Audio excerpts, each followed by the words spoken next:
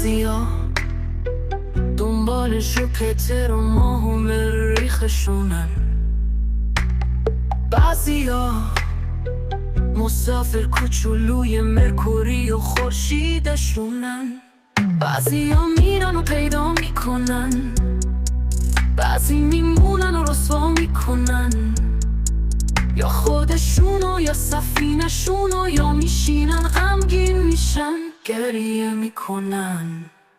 اینکه از کدوم دسته ای مهم نیست، اینکه از کدوم پرچم هستی هم مهم نیست، از کدوم دست میدی از همون دست میگیری مهمه. گوش میده یاد میگیری، درس میگیری، درس پس میدی مهمه. بعضیا میرن و پیدا میکنن، نه به جواب دلشون میرسن و آروم میشن، بعضیا خسته میشن میشینن جلوتر نمیتونن برن. خوشا آن درختی که سایه اش بی، خوشا آن آسود که مایه اش بی، خوشا طفلی که بیار نباشه، خوشا یتیمی که دایه اش بی.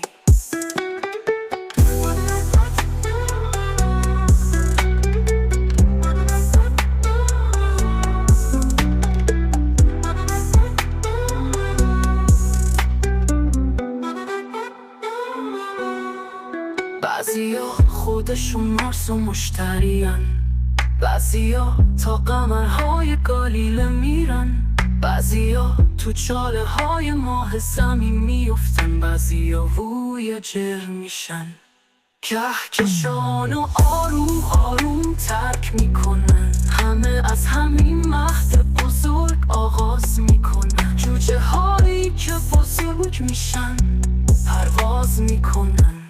یه نگاه به ماه، نگاهی به شمس و زمین، ایکاروس وجودشونو میرقصونن.